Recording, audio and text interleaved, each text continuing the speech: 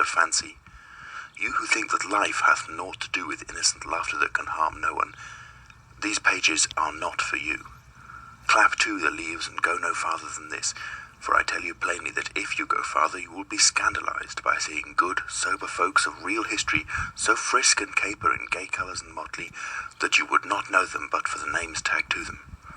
Here is a stout, lusty fellow with a quick temper, yet none so ill for all that, who goes by the name of Henry II. Here is a fair, gentle lady, before whom all others bow and call her Queen Eleanor. Here is a fat rogue of a fellow, dressed up in rich robes of a clerical kind, that all the good folk call my Lord Bishop of Hereford. Here is a certain fellow with a sour temper and a grim look, the worshipful, the Sheriff of Nottingham. And here, above all, is a great, tall, merry fellow that roams the greenwood and joins in homely sports, and sits beside the sheriff at merry feast, which same beareth the name of the proudest of the Plantagenets, Richard of the Lion's Heart. Beside these are a whole host of knights, priests, nobles, burghers, yeomen, pages, ladies, lasses, landlords, beggars, pedlars, and what not, all living the merriest of merry lives, and all bound by nothing but a few odd strands of certain old ballads, snipped and clipped and tied together again in a score of knots, which draw these jocund fellows here and there, singing as they go. Here you will find 100 dull, sober, jogging places, all tricked out with flowers and what not, till no one would know them in their fanciful dress.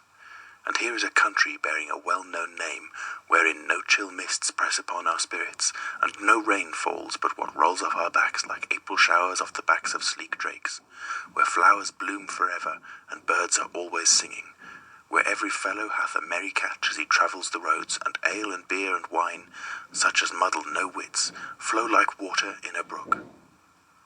This country is not fairyland. What is it? 'Tis the land of fancy, and is of that pleasant kind that, when you tire of it, whisk, you clap the leaves of this book together, and 'tis gone, and you are ready for everyday life with no harm done. And now I lift the curtain that hangs between here and no man's land. Will you come with me, sweet reader? I thank you. Give me your hand. End of preface. Prologue, giving an account of Robin Hood and his adventure with the king's foresters, also telling how his band gathered around him, and of the merry adventure that gained him his good right-hand man, the famous Little John. Chapter 1. How Robin Hood came to be an outlaw. In merry England in the time of old, when good King Henry II ruled the land, there lived within the green glades of Sherwood Forest near Nottingham town a famous outlaw whose name was Robin Hood. No archer ever lived that could speed a grey goose shaft with such skill and cunning as his, nor were there ever such yeomen as the 70 merry men that roamed with him through the greenwood shades. Right merrily they dwelled within the depths of Sherwood Forest, suffering neither care nor want, but passing the time in merry games of archery or bouts of cudgel play, living upon the king's venison, washed down with draughts of ale of October brewing. Not only Robin himself, but all the band were outlaws, and dwelt apart from other men. Yet they were beloved by the country people round about, for no one ever came to jolly Robin for help in time of need, and went away again with an empty fist. And now I will tell you how it came about that Robin Hood fell afoul of the law. When Robin was a youth of 18, stout of sinew and bold of heart, the Sheriff of Nottingham proclaimed a shooting match, and offered a prize of a butt of ale to whosoever should shoot the best shaft in Nottinghamshire. Now, quoth Robin, will I go too, for fain would I draw a string for the bright eyes of my lass, and a butt of good October brewing.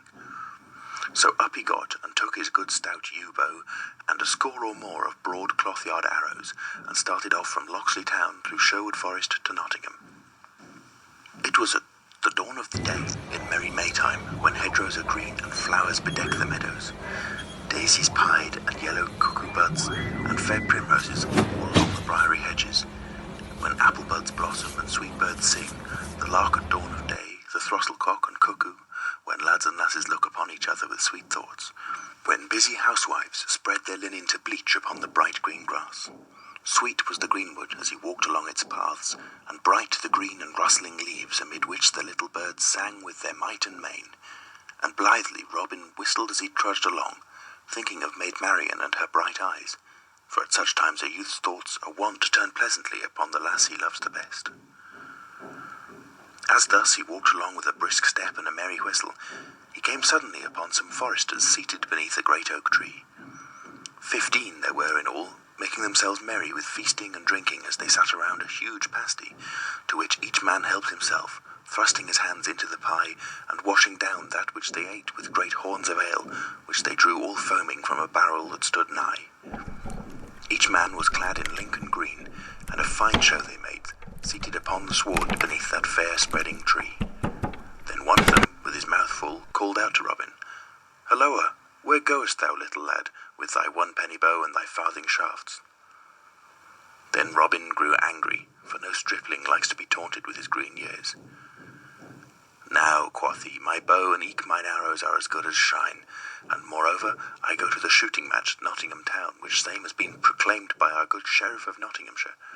There I will shoot with other stout yeomen, for a prize has been offered of a fine butt of ale." Then one who held a horn of ale in his hand said, "Ho, listen to the lad. Why, boy, thy mother's milk is yet scarce dry upon thy lips, and yet thou pratest of standing up with good stout men at Nottingham butts, thou who art scarce able to draw 1 string of a 2-stone bow." "I'll hold the best of you 20 marks, quoth bold Robin, "that I hit the clout at 60 rods, by the good help of Our Lady fair." At this all laughed aloud, and one said, "Well boasted, thou fair infant, well boasted, and well thou knowest that no target is nigh to make good thy wager." And another cried, "He will be taking ale with his milk next." At this Robin grew right mad. "Hark ye," said he, "yonder at the glade's end I see a herd of deer, even more than 60 rods distant. I'll hold you 20 marks, that by leave of Our Lady I cause the best heart among them to die." "Now done," cried he who had spoken first, "and here are 20 marks. I wager that thou causest no beast to die, with or without the aid of Our Lady." Then Robin took his good yew bow in his hand, and placing the tip at his instep, he strung it right deftly. Then he knocked a broad cloth-yard arrow, and raising the bow, drew the grey goose feather to his ear. The next moment the bowstring rang, and the arrow sped down the glade as a sparrowhawk skims in a northern wind. High leaped the noblest heart of all, only to fall dead, reddening the green path with his heart's blood. "Ha!" cried Robin, "how likest thou that shot, good fellow? I pot the wager were mine, and it were 300 pounds. Then all the foresters were filled with rage, and he who had spoken the first and had lost the wager was more angry than all. "Nay," cried he, "the wager is none of thine, and get thee gone straightway, or by all the saints of heaven I'll baste thy sides until thou wilt ne'er be able to walk again." "Knowest thou not," said another, "that thou hast killed the king's deer, and by the laws of our gracious lord and sovereign King Harry, thine ears should be shaven close to thy head?" "Catch him," cried a third. "Nay," said a fourth, "let him e'en go because of his tender years." Never a word said Robin Hood, but he looked at the foresters with a grim face, then turning on his heel, strode away from them down the forest glade.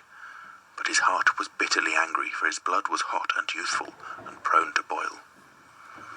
Now, well would it have been for him who had first spoken had he left Robin Hood alone, but his anger was hot, both because the youth had gotten the better of him, and because of the deep draughts of ale that he had been quaffing. So, of a sudden, without any warning, he sprang to his feet and seized upon his bow and fitted it to a shaft. "Aye," cried he, "and I'll hurry thee anon," and he sent the arrow whistling after Robin. It was well for Robin Hood that that same forester's head was spinning with ale, or else he would never have taken another step. As it was, the arrow whistled within 3 inches of his head. Then he turned around and quickly drew his own bow and sent an arrow back in return. "Ye said I was no archer," cried he aloud, "but say so now again." The shaft flew straight. The archer fell forward with a cry, and lay on his face upon the ground, his arrows rattling about him from out of his quiver, the grey goose shaft wet with his heart's blood.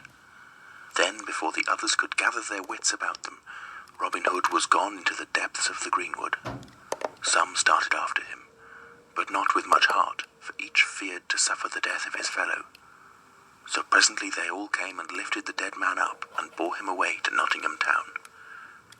Meanwhile, Robin Hood ran through the greenwood. Gone was all the joy and brightness from everything, for his heart was sick within him, and it was borne in upon his soul that he had slain a man. "Alas," cried he, thou hast found me an archer that will make thy wife to ring.